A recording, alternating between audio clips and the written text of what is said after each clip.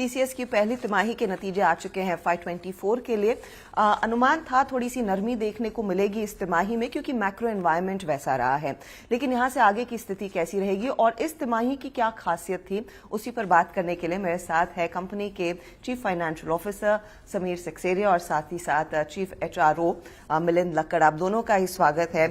Q1 डर था कि थोड़ी सी नरमी देखने को मिलेगी और ठीक वैसा ही परफॉर्मेंस देखने को मिला है, लेकिन इस क्वार्टर में समीर कांस्टेंट करेंसी ग्रोथ एकदम फ्लैट रही है। क्या उसको लेकर चिंता है? क्या वो थोड़े से माहौल को और भी पेनफुल साबित कर रहा है या फिर सिचुएशन वैसी ही थी, बस ग्रोथ नहीं आई? अगर हम देखें तो ये क्वार्टर के जो नतीजे रहे, जैसे आपने कहा, क्वाइट एक्सपेक्टेड लाइंस पे रहे। हमने जो Q4 में देखा था and it played through the quarter in Q4 and उसका जो ट्रेल इफेक्ट आया है is visible in Q1. So I would say this is very much on a expected line, not something which is very different. Across the industry it's expected to be similar. And इसमें अगर हम expand करके देखें तो अगर geography wise देखें तो UK is the one which has been very different for us in terms of it's bucking the trend and sequentially as well as अगर year on year देखें तो growth वहाँ पे अच्छी रही है, led by market share gains and it is across industry verticals. Softness in Europe as well as North America is something which is on expected lines. अच्छा, आप कह रहे हैं एक्सपेक्टेड लाइंस पर है, लेकिन क्या सिचुएशन वर्सन हो सकती है? उसका डर है अभी भी? जिस तरह से ओवरऑल एनवायरनमेंट है, जो आपके क्लाइंट्स के बीच में आपने खुद मेंशन किया है कि शॉर्ट टर्म को लेकर अनसर्टेनिटी है, क्या फियर है कि स्थिति थोड़ी सी और डीरेल या फिर और धीमी होगी? So अगर लॉन्ग टर्म और मीडियम टर्म देखें, validated by the deal wins which we have been having, there is good momentum which is visible. Specifically, decisions are being made even in the current scenario. What is happening is the existing projects and specifically lot of projects were started post-pandemic on various sizes. Some of them clients are relooking at it from a strategy perspective, from the returns which they have been generating and things which are not very priority or not giving immediate returns are being put on pause. They are reconsidering their decisions and that might take time, and that is what is causing the uncertainty.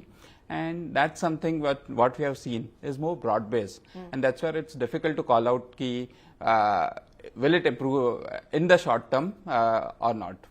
तो H2 को लेकर visibility है या नहीं? क्योंकि Q4 के अंत तक आप लोग उम्मीद कर रहे थे और कॉन्फिडेंट थे कि सेकेंड हाफ में रिकवरी आ जाएगी। अब का क्या माहौल है? क्या आएगी या नहीं आएगी? See, H2 will be dependent on how H1 plays out and how it has played out in Q1 and what we are talking about Q2. It's difficult to take a 2 quarter hence view on that. Okay, I get that point. मैं बाकी geographies पर आऊंगी, लेकिन margins के बारे में अगर थोड़े से विस्तार से बात करें। मार्जिन्स पर इस क्वार्टर में आप लोगों ने वेज हाइक दिया, उसमें आप लोगों को दोबारा सोचना नहीं पड़ा। You are committed to that wage hike? It's already given. मतलब दो राय नहीं थी उसमें? No, not at all. Considering कुछ स्लो डाउन था, आप लोगों को दोबारा सोचना नहीं पड़ा कि वेज हाइक देना है या नहीं देना है? नहीं, बिल्कुल नहीं। Means we have already given, so that's what I'm trying to understand कि you didn't have to like go back and forth on that, क्योंकि कई कंपनियों ने अपने वेज हाइक को डेफर किया है। How is TCS treating the employees at this point in time? क्योंकि मैं एक चीज देख रही हूँ, एट्रिशन में कमी देखने को मिली है, वेज हाइक आ गया है, वेरिएबल पे भी मिल रहा है कर्मचारियों को। हम कभी भी just to extend to response to that, हमने आप हिस्टोरिकल देखेंगे तो हमने कभी भी उस फैक्टर पे कॉम्प्रोमाइज नहीं किया है। तो इस साल भी वेज हाइक्स काफ़ी अच्छी थी और इसके ऊपर बेसिकली वेरिएबल पे फॉर 100% वेरिएबल पे for 70% of the people, 30% will get based on business performance. So overall business ऊपर नीचे होता है, लेकिन हम लोग किस तरह से हमारे कर्मचारियों को we take care of them is very very important to us. It is been there all along and it continues like this. लेकिन कुछ ऑन बोर्डिंग को लेकर, स्पेशली लैटरल हायरिंग को लेकर डीले हुआ है। क्या ये प्राइमरीली प्रोजेक्ट डीले का ही इम्पैक्ट है? समीर ने कहा बहुत सारी जगह ऐसा हो रहा है कि बहुत सारे प्रोजेक्ट्स जो चालू हुए हैं उनको पॉज कर रहे हैं customers for various reasons, strategic reasons, tactical reasons. Sometimes tactically बंद करके फिर चालू करते हैं, समटाइम्स बंद करते हैं, सोचते हैं करना है कि नहीं करना है। उन दोनों सिचुएशंस में थोड़ा सा डिले हो रहा है। और हमारा जो रिक्रूटमेंट है, ऑनबोर्डिंग है, it is aligned with that, और ऐसा it's project based, it is not anything which is very strategic. एक बात पक्की है कि हम सब लोगों को ऑनबोर्ड करेंगे। ओके, तो ऑनर करेंगे जो भी ऑफर्स आपने बाहर दिए। Everything, like we always do. We are saying nothing new here, but I just want to reiterate and to everyone that we are going to onboard everyone. Okay, Sameer, considering margins पर wage hike का जो impact आया वो Q1 में हर quarter आता है, आ गया है। अब यहाँ से आगे मार्जिन्स क्या फिर इम्प्रूव हो सकते हैं, कंसिडरिंग इस समय अट्रिशन में भी कमी देखने को मिली और वो इनफैक्ट मार्जिन्स पर कुछ दबाव डाल रहा था। What is your outlook on margins going forward? So overall, like it happens in a typical year, we take the large headwind upfront, and then we claw back through the year, and we'd expect the same thing to happen in this year as well. We'd like to go further up from here. क्या levers होंगे लेकिन, क्योंकि इस समय slow down है, तो कितना आप यूटिलाइजेशन बेहतर कर पाएंगे?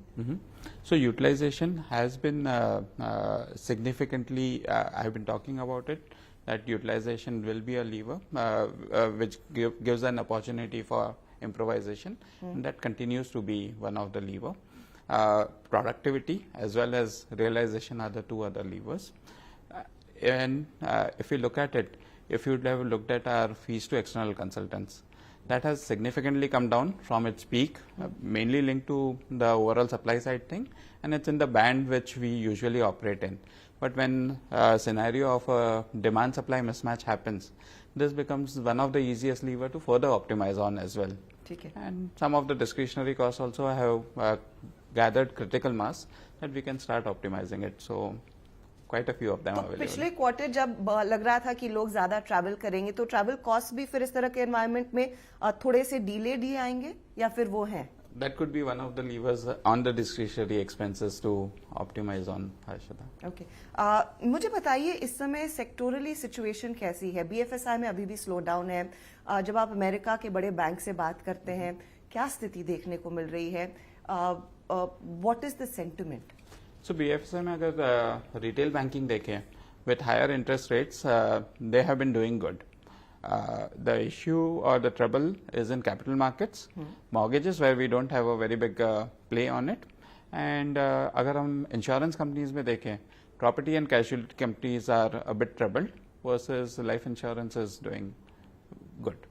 और यूरोप में भी क्या फिर यही एरियाज है जहां पर पेन है, क्योंकि वहां पर ज्यादा समय लग रहा है आपको किसी तरह की डील क्लोज करने को? ट्रू, ट्रेंड्स सिमिलर है globally.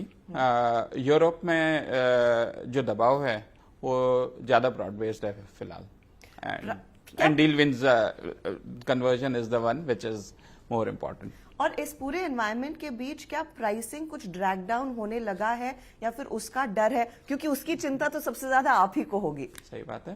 Pricing in its current environment is also stable. In fact हम ईयर ऑन ईयर देखें तो हमारे रियलाइजेशंस भी इम्प्रूव हुए हैं। My final question to you Milind, hiring को लेकर आपके क्या प्लान्स रहेंगे? FY24 में कितने कर्मचारी आप लोग ऑनबोर्ड करेंगे इस एनवायरनमेंट में? सबसे पहली बात में we will onboard everyone where we offered, that is one. Second is हमारा फोकस जो हमारी कैपेसिटी हमने बिल्ड की ऑलरेडी उसको कैसे यूटिलाइज करें मैक्सिमम, उसके ऊपर रहेगा। और उसके ऊपर जो मार्केट से हायरिंग करेंगे it will depend on the business situation the next 3 quarters. तो कोई टारगेट जो आपने दिया था, I think it was 40,000 for the trainees, that continues. How it will get spread out over the year something we will decide. Market hiring, lateral hiring जो होता है, experience people hiring, वो डिपेंड करता है on the business situation every quarter. बहुत बहुत शुक्रिया आप दोनों का ही हमारे लिए समय निकालने के लिए, and all the best for Q2 and the rest of the year. बता दें कि मनी कंट्रोल पर दिए गए विचार एक्सपर्ट्स के अपने निजी विचार होते हैं। वेबसाइट या मैनेजमेंट इसके लिए उत्तरदायी नहीं है। यूजर्स को मनी कंट्रोल की सलाह है कि कोई भी निवेश निर्णय लेने से पहले सर्टिफाइड एक्सपर्ट की सलाह लें।